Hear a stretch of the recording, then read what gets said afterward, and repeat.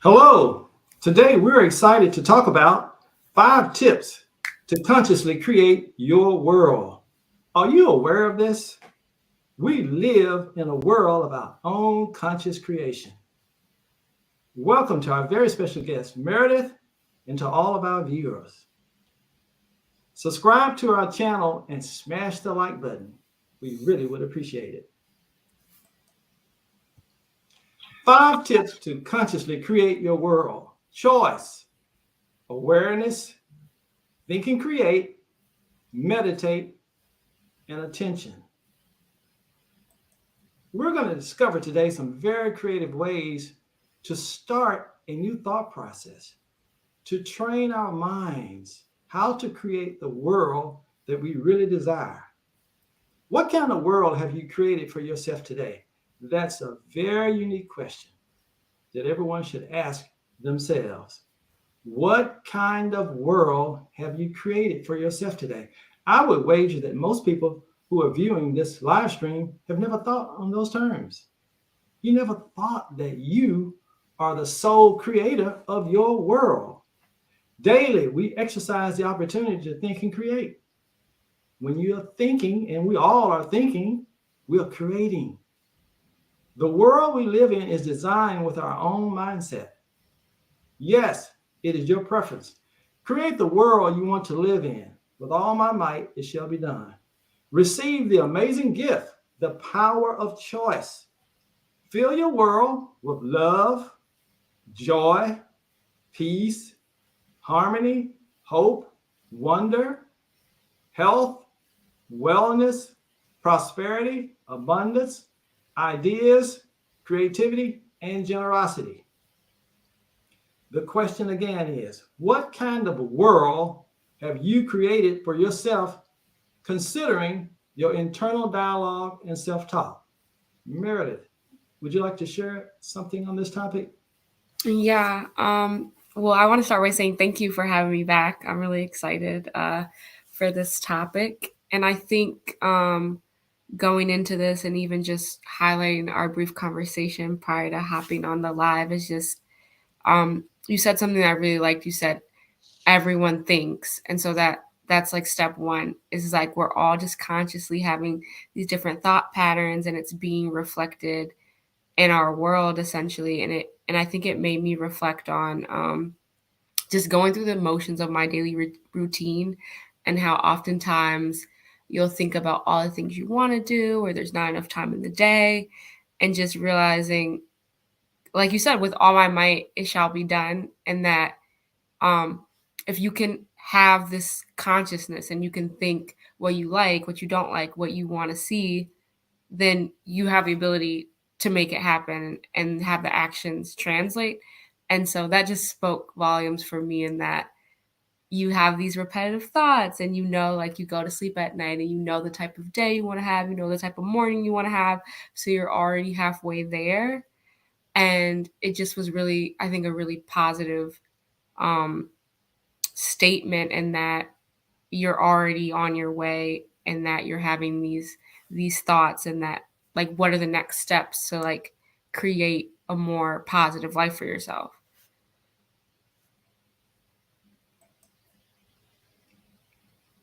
On the screen now are definitions for each term that we use when we say create your own world. Sometimes words means different things in different languages and cultures. And sometimes if you ask 10 people, what does love mean? You may get 10 different definitions or answers or views or opinions of what love is. Love is a profoundly tender, passionate affection for another person, a feeling of warm personal attachment or deep affection for a parent, child, or friend. The benevolent affection of God for his creatures, or the reverent affection due from them to God. Joy, the emotion of great delight or happiness caused by something exceptional, good, or satisfying, keen pleasure, elation, to feel joy, be glad, and rejoice. Now, these are more or less dictionary type definitions for all these terms. So we will proceed forward. Feel free to observe these at your leisure. ideas, creativity, generosity. The body achieves what the mind believes. Now, this is very important and vital. Daily, you will experience what the inner you projects. There's no other way about it. This is law. It cannot be any other way. You will experience what the inner you projects. Whatever is going on inside of us is what we're going to experience in our outer world. If you feel the emotion of sadness, you're going to project sadness into your outer world. If you feel the emotion of joy, you're going to project joyfulness. That's what you're going to feel. That emotion will show.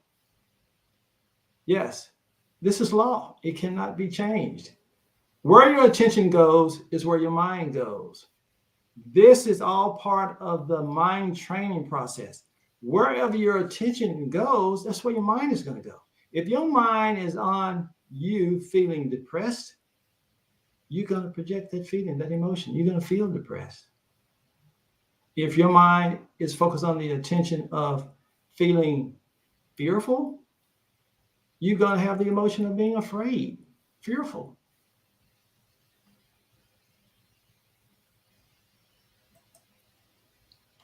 Thinking and creating. Everything happening in your world today is happening because you have thought it to be so. Your outer world is a direct reflection of your inner world. I guarantee you, if you talk to 100 people, it may be 1 out of 100 that really understands and accepts this as being true. Everything happening in your world today is happening because you have thought it to be so. And someone may say, it can't be that simple, is it? No. You mean things around me, things within me, things outside of me, and my personal world are direct reflection of what I have thought? Yes, you have created it. Really? I'm creating this? Yes, you are. In your personal world, you are creating what you think of. You are what you think.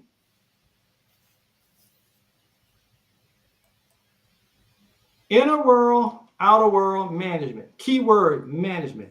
What we're going to explore today is learning how to manage our emotions, our thoughts, our feelings, our perceptions, our awareness, all of those things. Now, the ego, to my knowledge, it cannot be eliminated or eradicated permanently, but it can be managed. That's what we want to learn to do. We want to develop our minds, train our minds where we can manage, become better and efficient managers of our emotions, of our thoughts, of our awareness, and of our ego. The law of vibration. Everything is energy. Every thought is energy. Now, contemplate on that for a moment. Everything is energy. Energy is power. Power, power, unlimited power. Guard your energy. Your energy moves up or down depending on your mood, your energy and fitness levels. Your mood and energy and fitness levels determines the flow, the ebb and flow of your energy. Throughout your day, your energy will ebb and flow. It's never just totally constant. We would like for it to be, yes, but it's going to ebb and flow, and that's okay. And that's a part of the management process. Being able to recognize and be aware of your energy, your emotional vibrational frequency level. What are your thoughts? What are you feeling right now? You are what you think you are. You become what you think about. Meredith, give us some ideas. What happens when we become what we think about? Yeah, that's a good question. I think a good example would be money. So, uh say you're living in like a lack of abundance, you're always worried about your credit card debt or the lack of money you have.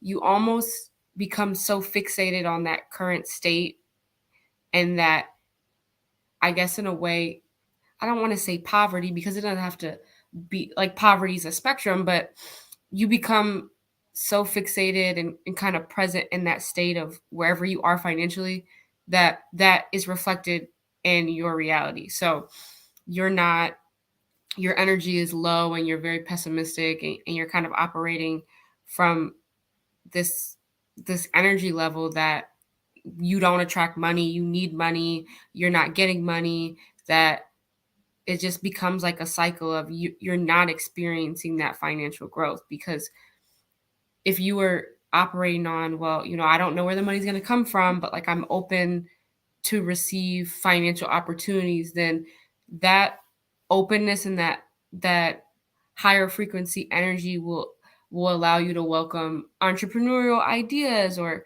situations where, instead of being so obsessed with the lack of money, that your Mhm. kind of abundant mindset is, I want more money, I'm open to financial opportunities. And you won't be so routine in your day to day of not having money, that you almost become a magnet of money. And you might meet someone who like has a weekend opportunity for you to make money, or you're really you're really encouraged to make more money, so then you sign up for this budgeting program, and there's new opportunities to like manifest that more positive financial situation that you're in. And so I use that example because I think in capitalist America, as consumers, like everybody wants money. Like it's a good feeling when you can have the resources to do a lot of things that you want to do. And I think being a younger professional and having my first set of real bills, like I think about money too. But I think that's a good example just because it shows that um, what you think you reflect. And so it's not to say you're living in a fantasy where you don't acknowledge, oh, I have a lot of bills and this is like the salary I'm bringing in every 2 weeks. So maybe um, I need to think about things and strategically get where I want to be. Like you definitely need a level of realism and knowing like you're not just avoiding um, your financial situation. But I think it's just a lot easier to get from another stage when you're a little more abundant in your thinking and the frequency you're operating off, versus just sitting in this funk that like you don't have any money and nothing goes your way. It's just kind of like, well, that's all you're going to see because you've just decided that you're poor and you don't have any resources. Like you've just created this definitive state for yourself. So that was more long-winded example, but I think that's the first one that comes to mind. Very good. Excellent points, because I was just thinking as you were discussing that, because it's almost like a self-fulfilling prophecy. Mm-hmm. When you think you are without and you're lacking, as you say, finances, and you think you may be poor compared to someone Mm-hmm. else, well, that's what you're going to remain in that state. You're not going to go beyond that, because that is what you think about. That's the perception you have of yourself, and that's the reality in which you're going to live. You're projecting that into your world. Your outside world has lack, not abundance, lack. And you're creating that because you have thought it to be. So you have attracted what? Lack into your world instead of abundance. I totally agree. Great point.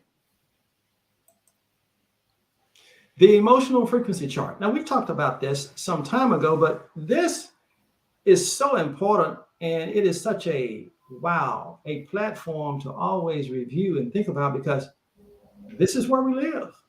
We are emotional creatures, and we have thoughts, we have emotions, but we sometimes fail to understand what those emotions mean. When we are thinking the emotional destructive energy thoughts, such as humiliation, blame, despair, regret, and anxiety, we are creating. We're thinking and creating and projecting that from the inside to the outside. So, it's almost like a mirror. If I look in the mirror, my neighbor's image is not going to show up in front of me. What's going to show up is a direct reflection of my own image, myself. So when you are thinking along the emotional state of anxiety, regret, or anything on the negative band, that's what's going to appear in your life, because you're creating that.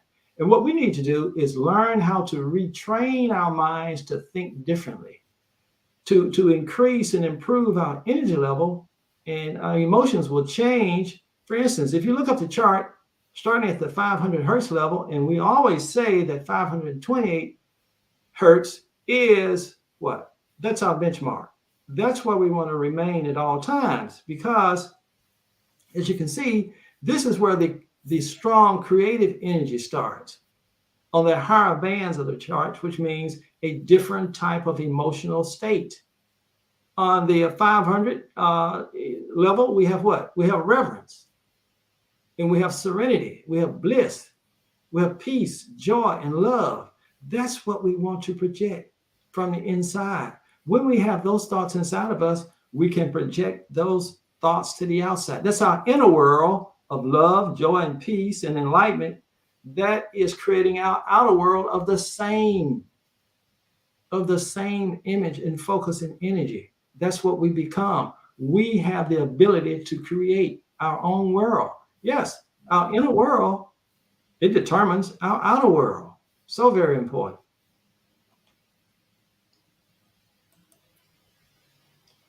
It is crucial that we learn to manage our ego. All of those emotions on the emotional frequency chart, they are all about management. Yes, because any of us can, we can be filled with fear, anxiety, frustration, depression, anger, if we allow ourselves to be overtaken by those emotional thoughts. But we want to learn to manage the ego, manage our emotions, manage our awareness, our perceptions of life. Now, the ego is very, very deceptive. As I said before, to my knowledge, it cannot be eliminated or eradicated completely, but it can be managed and controlled. It must be, or it will take over you and manage you. Now, I heard a long time ago, and it was very interesting, as a very, very young person, I was watching a TV show, and it was talking about icebergs in the water. And it made a very profound statement. It said, as you look out on the surface of the water, the part of the iceberg that you see above the surface, that is the smallest part of the iceberg. The greater portion and size of the iceberg is below the surface of the water line. Look at the diagram and picture here on the screen. You see what's there. You got the ego, the id, the superego, all parts of the ego and the psyche of a human. Mm. We must learn to manage. Now let's examine what these different terms are. Ego. All negative energy comes from the contradiction of the ego. The I or self of any person, a person as thinking, feeling, and willing, and distinguishing itself from the selves of others, from objects of its thought. Psychoanalysis is a part of the psychic apparatus that experiences and reacts to the outside world, thus mediates between the primitive drives of the id and the demands of the social and physical environment. The part of the psyche, the id, residing in the unconscious, that is the source of instinctive impulses that seek satisfaction in accordance with the pleasure and principle, are modified by the ego and the superego before they are given overt expression. And someone may be thinking, so why do I need to know that? Because you need to understand the forces that you're dealing with. The more intel you have on your adversary, the more, probability that you can be victorious. And learning to manage the ego, we need to know everything about it. All of the, the specifics, all of the minute details. The superego, the part of the personality, the conscious, formed in early life by internalization of the standards of parents and other models of behavior. Very key thing that was mentioned there. Parents and other models of behavior. Self-sabotage and inner rebellion caused by the ego, mind, and subconscious at the notion that they are losing their control over you and what you think. Another great reason why we must learn to manage the ego. On the screen is a chart. Now, this is very, very, very enlightening. You have two columns. One column stresses, excuse me, the higher self, the real you, and the other column stresses the ego. Now, when you look at it, the higher self, the real you, Meredith, think about which one would you select from this column that would be easier to focus your attention on? Which one would be easier for you to give attention to in this column of higher self and the real you? I think it's between is always grateful or I live in abundance. Okay, can you tell us why you feel that one would be easier for you to give attention to?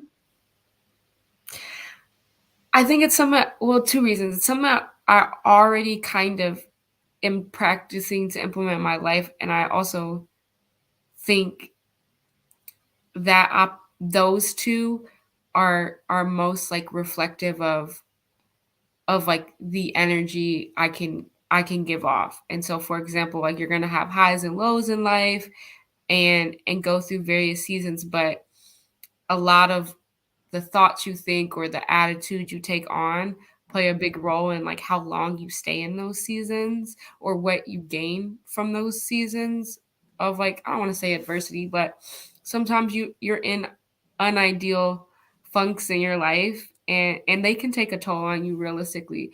And so living in abundance or I'm always grateful is kind of that higher frequency, that 520 and above we want to stay at, and that the sense of I didn't necessarily get my promotion that I wanted at year end. And so maybe my salary is not exactly where I wanted it. But going back to what the ego could do is like you're operating off that emotion and you're furious and you could not see how maybe it's not your time for something, or maybe if you stay in this place where you feel like you no longer need to be in, that like self growth and like future opportunities that can lead to. And so when you feel like you don't have what you are owed right now, then operating off of, well, I'm grateful, this is a recession right now. A lot of people are losing their jobs. Like I'm grateful that,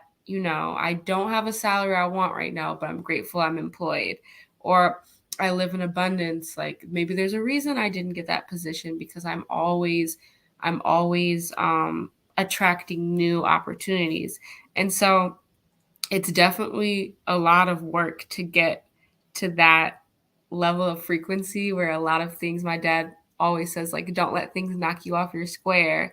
And so I think it takes a lot of practice, and like you said, you have to you have to kind of like mentally train yourself to start thinking on that level. And it is in a way you have to kind of fake it till you make it and have those internal affirmations. You're reminding yourself like I'm not gonna go to the right side and operate off ego. But I think just where I'm at right now, those are two that I know I really need, and I feel like I can make it happen. Like I'd rather be very happy and grateful than um kind of like wow, like I'm this person, I'm that person, like how dare they like overlook me for this, cuz it's really hard to once you get in that attitude or you kind of affirm like I don't like this job or I don't like this person, it's really hard to redeem that attitude. You're kind of stuck there. Like once you decide you don't like something, it's really hard to change your mind about it. Okay, great points. Now I'm going to take the other side of the chart, which is the big bad ego side. And I'm going to pose a question like this. Which one of the items on the ego side would I say would be the most challenging not to place your attention on? Mm-hmm. Actually, the whole list would fit that description. But I'm going to single out one because I think it is the easiest for everyone to relate to, and that is craves attention, adoration, and achievement. Everybody likes a little bit of attention. Everybody likes to be admired. Everybody likes to achieve and to be told that you are great. Mm-hmm. Yes, but how far does that go? And to what degree? Do you allow that to develop in your mind.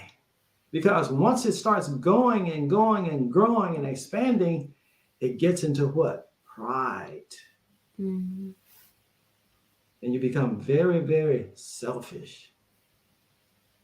And you become a person who's only thinking about me, self, me, my. And you're no longer a team player. You only want to satisfy what? Your own ego. You become heartless. You don't care about what happens to the rest of the people on the team or the rest of the people in the neighborhood or the family or in the group. It's all about me. You guys just have to fit in where you can get in, because this is about my time, my effort, my success, my turn in the spotlight. So I would say craving, attention, adoration, and achievement would be the one that would be the most challenging for most people to not to accept or to have their attention placed on.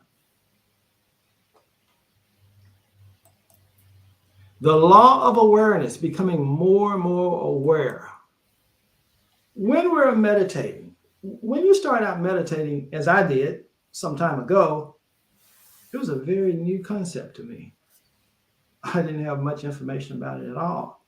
Now I knew quite a bit about prayer, but the thought of meditating, that's something new. And when I started to meditate, I was advised by a very wise person to meditate in short increments of time, short spans of time, because it was explained to me that your greatest challenge would be attention, focusing your attention, because your mind will start to just run. Wow. You'll be thinking about everything, the things you have to do, what you got to do at work, what projects that you catch up on, you got to stop at the grocery store, you got to pay this bill, you got to do all these things are on your mind, all the things you have to do. And that's what you're going to think about. Is that meditating?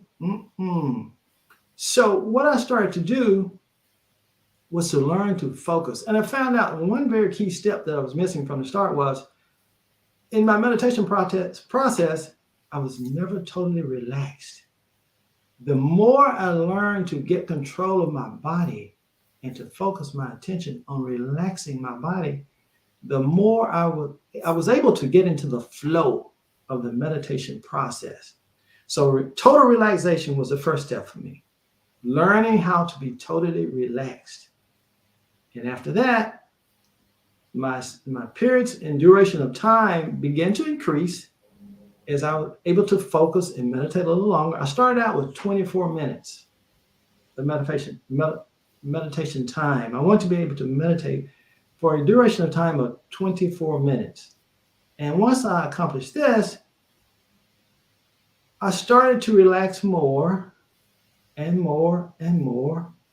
Then I was able to focus my attention on one thing at a time. I became very focused, and I was able to channel all of my thoughts on one central thing. And that led me to be able to, as of now, meditate for 1 full hour. Sometimes I go for an hour and 15 to 20 minutes. It's only because the meditation is so great. Once you get control of this process and learn how to train your mind to focus your attention and get totally relaxed, sometimes you lose track of time. That's what I do. I lose track of time. I say, whoa, I'm 15 minutes over. I'm 20 minutes over. Okay, great. It was a great experience. So mind training your mind, learning to focus your attention on one thing at a time. And it starts with, very simply, learning how to focus your attention on each area of your body. I started with it simply doing this. I would say to myself, my scalp is relaxed. My forehead is relaxed. My eyelids are relaxed. My cheekbone area is relaxed. My lips are relaxed. My neck is relaxed. And I will go all the way down to the tip of my toes. My back, my shoulders, my abdomen, my lower back, my upper back, my arms, my legs, my knees, my lower legs, my heels, my feet, and my toes. Once I was able to get my attention focused on each area and zone of my body becoming relaxed, I was able to proceed in a controlled, focused manner with my attention. Meditation, your superpower. Meditation, one's commitment to focus one's attention. I would suggest to anyone, show me the results of your meditation, and I will show you the ability and your commitment to focus your attention. Yes, meditation is your superpower, but once you learn how to focus your attention, the more successful you're going to be, and the more you're going to be rewarded from your meditation session. Learning to train your mind to focus your attention. Now, here's a tip that you can use, a little exercise to learn, to just something to do to start training your mind to focus your attention. Imagine this. Before going to bed tonight, you sit on the side of your bed. This will only take about 1 or 2 minutes. Sit on the side of your bed and trace each one of your steps back to the beginning of the day when you first got out of bed. It's not easy, but once you can train your mind to focus on each step, each thing that you did, from the point that you were sitting on the side of your bed back to the morning time when you were getting out of bed, you're going to find it to be very interesting. Here's another exercise you can do to train your mind to become more focused with your attention and your awareness. Imagine going to the mall or the grocery store or to any place where there's lots of people. And for an example, you say to yourself, once you go to the mall and make your visit and you get back home, and just sit down very quietly and ask yourself, how many individuals did I see with wearing a suit and tie? And where were they located? Allow your mind to go back and review every person that you saw in the mall on your visit that was wearing a shirt and tie. Where were they located in the mall? When you go to the grocery store, when you return home, you sit down and let your mind review that experience, that shopping trip at the grocery store, and discover how many people did you see wearing the color blue and where were they located in the grocery store?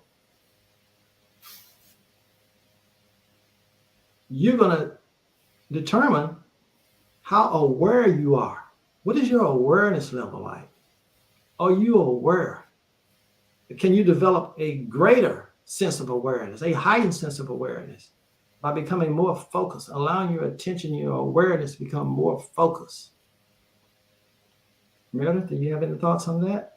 No, I think you've given me some homework. I'm thinking about sitting on the Very edge of my good. bed tonight and going through those steps. I think focus and just being in the stillness and not letting your mind wander is the hardest thing I'm overcoming in like my meditation practice. So I'm just soaking in everything you're saying. I don't have anything to add. Great. Glad to be of help. Hmm. Okay, here's some of the benefits of meditating. It removes blockages and resistance. It provides insight, inventions, concepts, solutions, and knowledge. It provides ideas, problem solving, stress relief, relaxation, peace, and calmness. And you're able to connect with the source and creator of all seeing, all knowing power.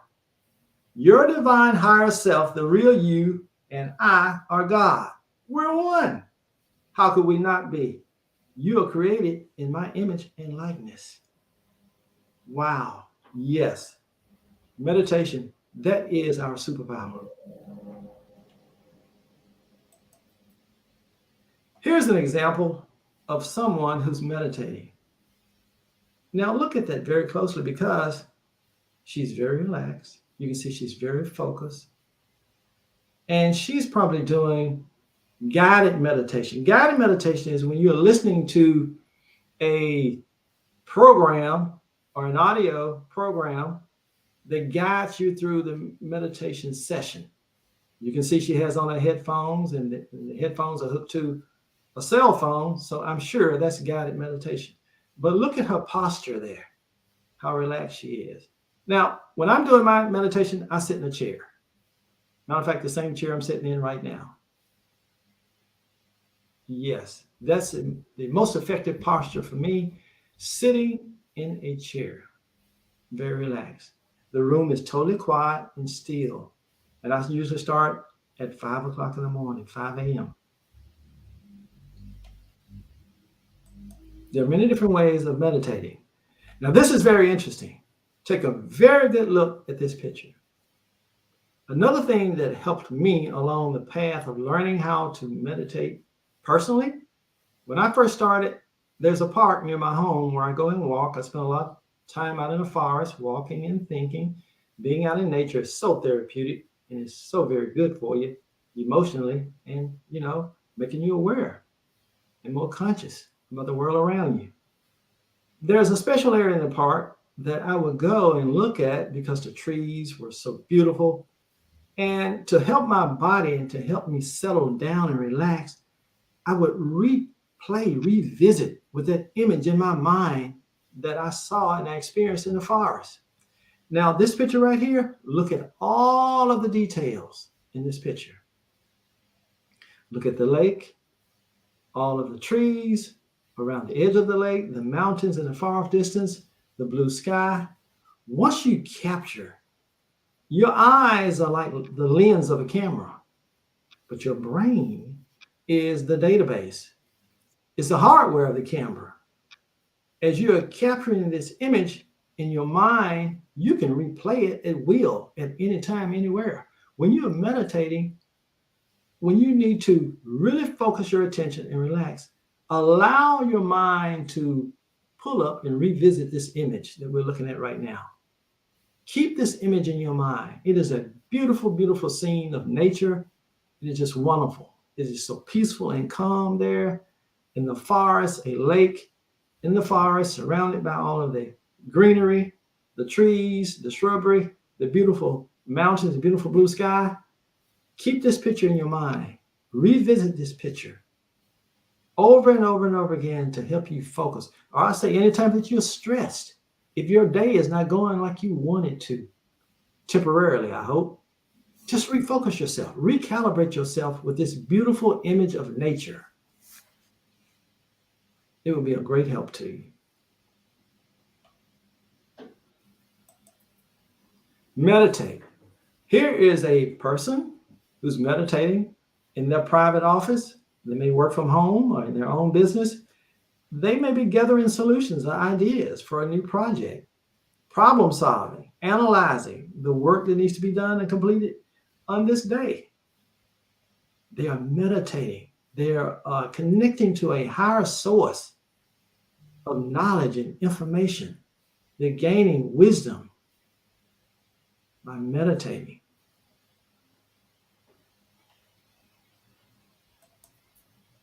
New mindset brings about new results. We're learning to train our mind. Learning that, we create our outer world from our inner world. Our inner world creates our outer world. We're learning to have a different perception of life and ideas and new thought processes. We're gathering and gaining and growing and developing a new mindset that's going to produce new and different results. As above and so below. This is the first law of the universe. As it is on earth, so it is in heaven. First things first. This is law of the universe. As it is above, so below. Which really means, in layman terms, there are certain principles that are already instituted. If we learn them and follow them and tap into them, it's amazing what we can achieve in this journey we call life. If we just listen and be open to new information.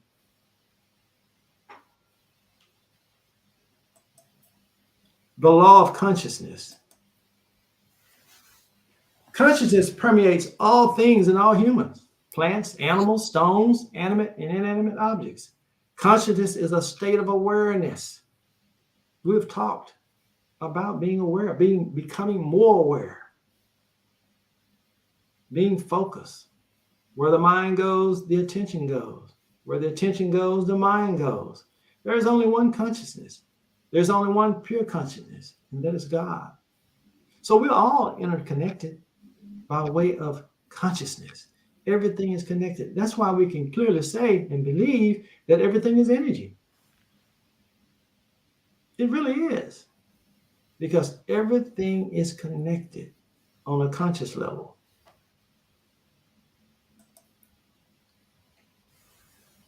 Service. Why are we here? That's a question we need to do a live stream on. Why are we here? To make a difference. What we're doing today, we hope will make a difference in someone's life.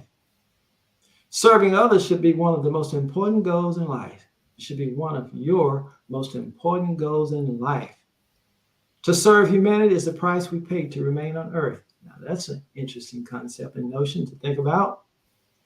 Self-love. Love yourself, forgive yourself, and value yourself. Practice gratitude at all times. We live in a world of our own conscious creation. When we learn to train our minds, well, we're going to have an improved world, because we're going to improve ourselves from the inside out. Meredith, do you have anything to share at this point? I guess I have a question for you, because Sure. I really like our conversation so far, and going back to a little earlier about I liked your detailed examples of how you meditate, and I think that was especially for me, like a newer um, a person on like my newer meditation walk. I really appreciated examples of how you Mhm. went through everything and the theme of thinking and creating. And so I have a question for you.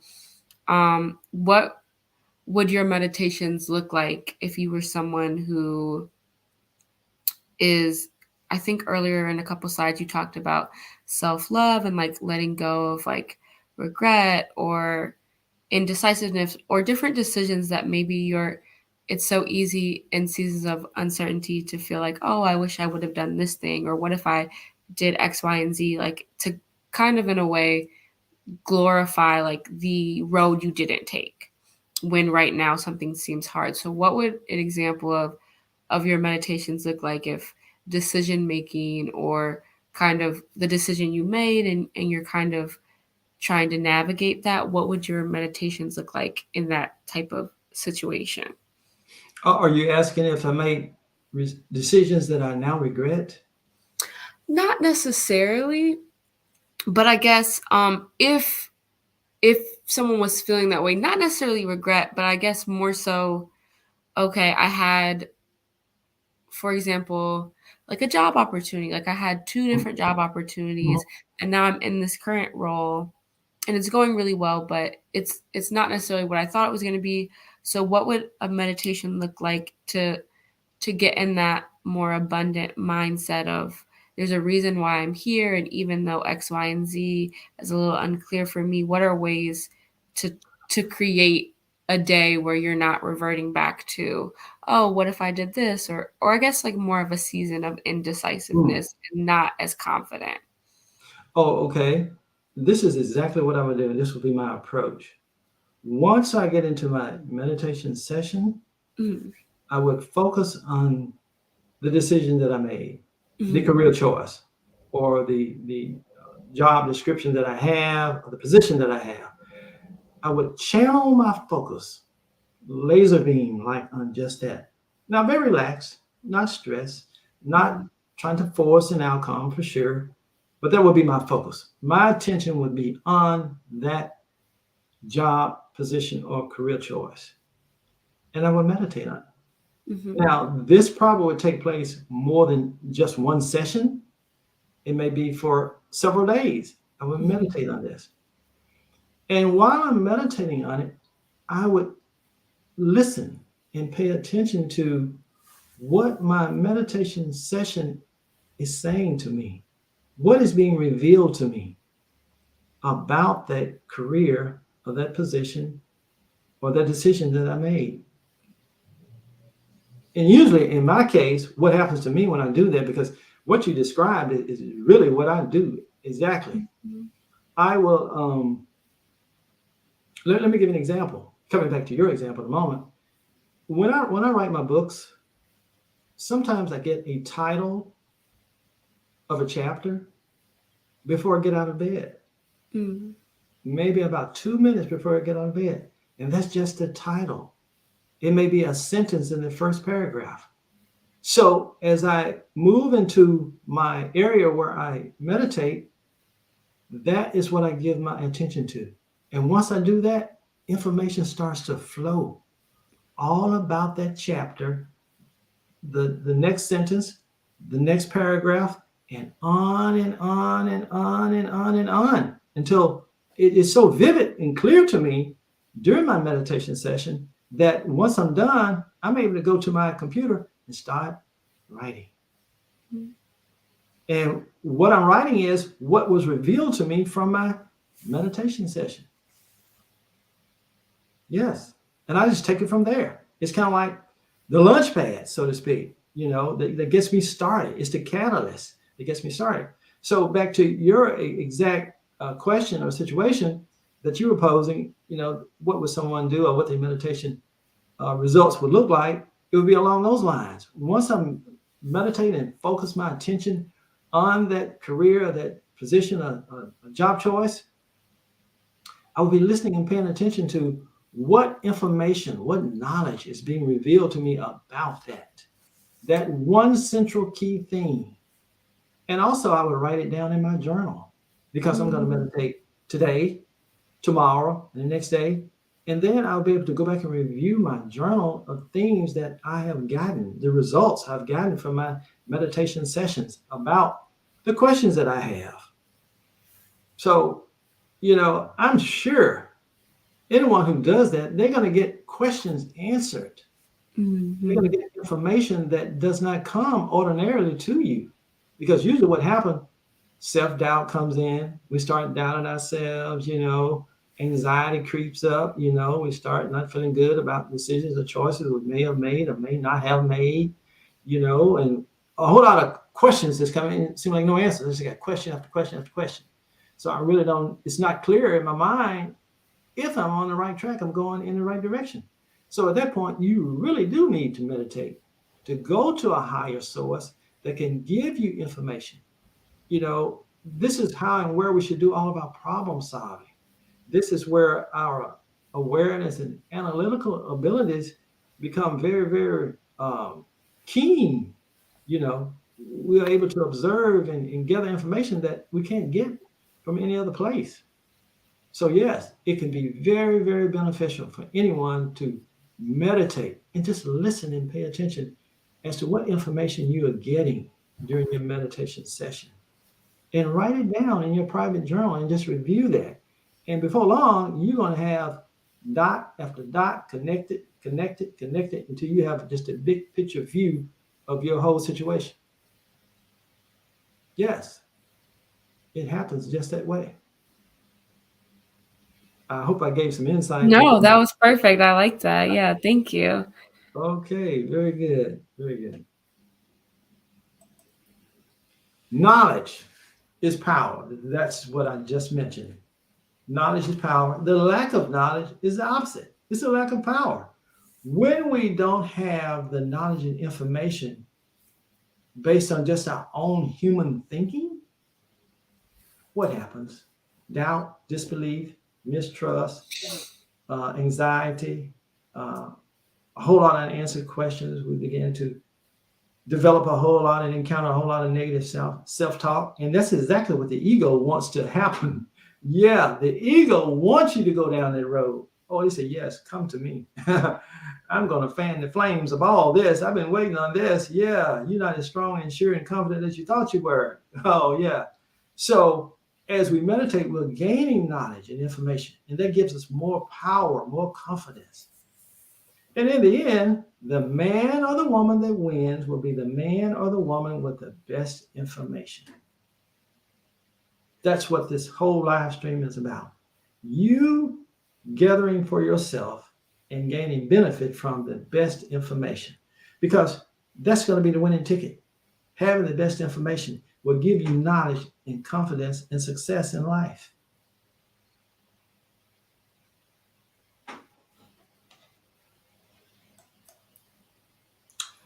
Books, How to Think and Create Success, is available. And my new book, Setback or Stepping Stone, It's Your Choice, is being published as we speak. Both are available on Amazon.com. Get your copy today. And just know that we live in a world of our own conscious creation. Yes, we do. Whatever is happening in your world, you are creating it.